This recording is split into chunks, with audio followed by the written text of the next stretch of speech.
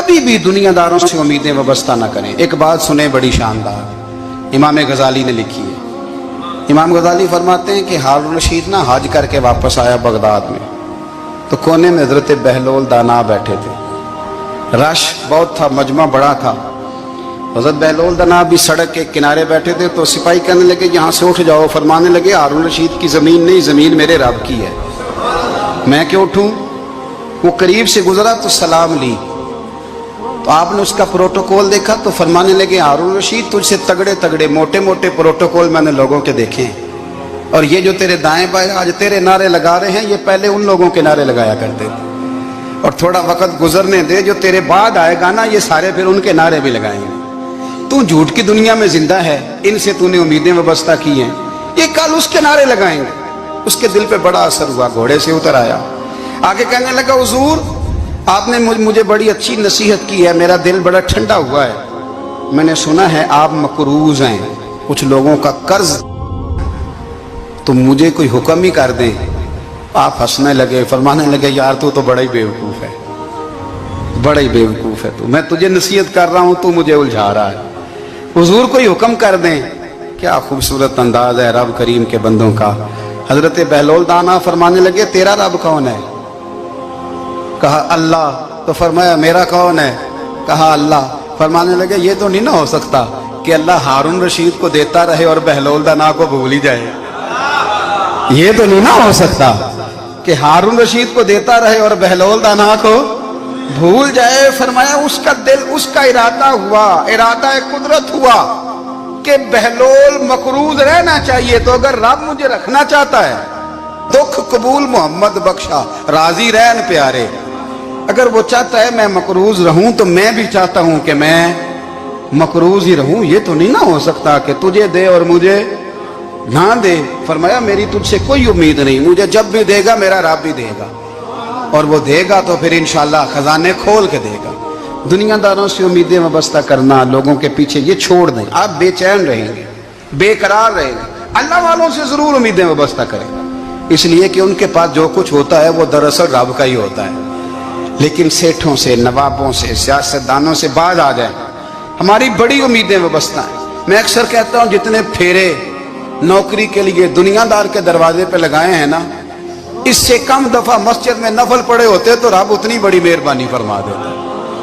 تیسری بات یہ یاد رکھیں، اگر سکون لینا چاہتے ہیں نا، اگر سکون لینا چاہتے ہو نا، تو لوگوں کو ڈسکس کرنا بند کر دو۔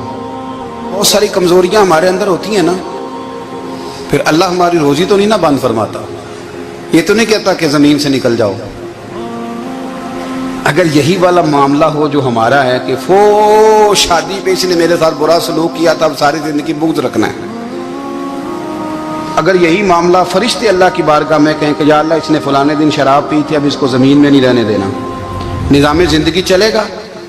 تو اگر اللہ ہمیں معاف کرتا ہے تو ہم بندوں کو معاف کیوں نہیں کرتے؟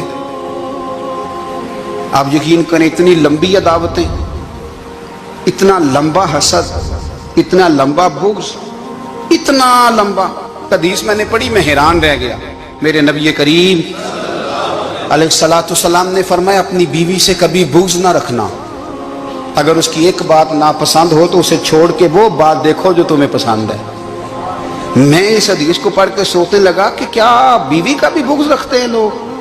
اب حضور نے کہا ہے تو اس کا مطلب ہے لوگ بیوی کا بغض بھی رکھتے ہیں۔ اب اس پر استدلال کر کے مجھے کہنا پڑے گا کہ سسرال والوں کا بغض بھی رکھتے ہیں، کہنا پڑے گا کہ بھائی کے سسرال والوں سے بھی بغض رکھتے۔ اس حدیث کی روشنی میں سمجھا کہ لوگ بھابھی کا بغض بھی بغض رکھتے ہیں، بغض، ورنہ عادتیں تو ہماری بھی کئی بری ہوتی ہیں۔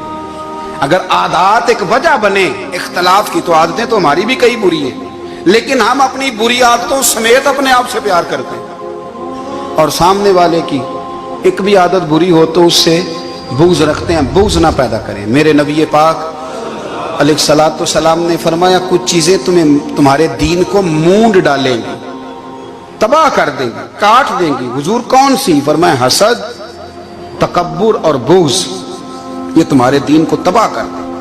ہم بے چین اس لیے ہیں کہ ہم نے بہت سارے لوگوں کا بغض پالا ہوا ہے، اور ہر فیلڈ میں سیاستدان نے سیاستدان کا، ذاتیات پر اتر کے بات کرتے ہیں، معزز ترین لوگ، تاجر نے تاجر کا، इल्ला माशाअल्लाह बाज जगह पे अहले इल्म भी एक दूसरे से अदावत रखते हैं। खुदारा दिल रब करीम के आने का ठिकाना है, ये साफ होगा तो इसमें रब रसूल के जलवे होंगे। अगर इसमें अदावत हो, इसमें बुग़्ज़ हो, इसमें कीना हो, निफाक हो, सुने मेरे रसूल करीम हज़रत अबू बकर सिद्दीक़ रज़ी अल्लाह ताला अन्हु कहते हैं मैं रो ही पड़ा।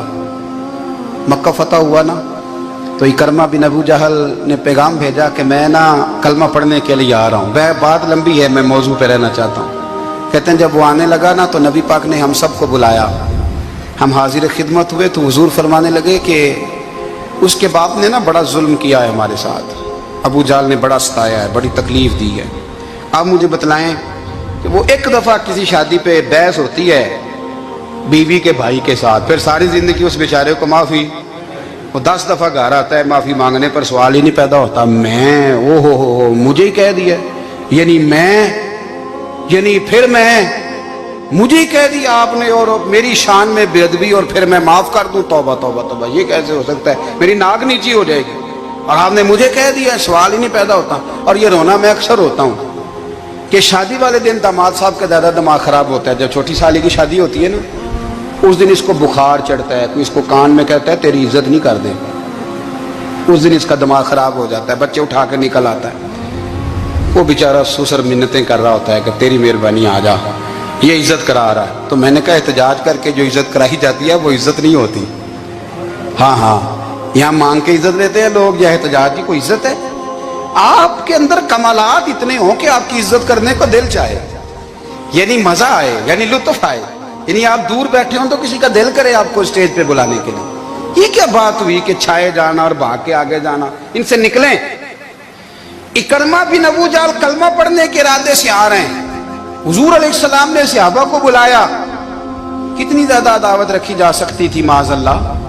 कब से वो चला था जुल्म करने और उसके बाद उसका बेटा शुरू हो गया। कितनी बातें थी जो ना काबिले माफी थी, पर करीम रसूल ने हमें बतलाया है कि सुकून वाली जिंदगी कहते किसको है। जब सब लोग जमा हो गए तो हुजूर ने फरमाया भाई वो कलमा पढ़ने आ रहा है, उसके बाप ने जुल्म बड़े किए हैं, पर मेरी नसीहत ही है कि उसके सामने उसके बाप को बुरा ना कहे, खबरदार कोई उसके सामने कोई बात ना करे। अब वो कलमा पढ़ने आ रहा है, मुती हो के आ रहा है, बांध के आ रहा है। कहते हैं अल्लाह के रसूल ने ना काफी देर तक खुतबा दिया, ब्रीफिंग दी, बात समझाई। जनाब सिद्दीक अकबर कहते हैं मैं रो पड़ा।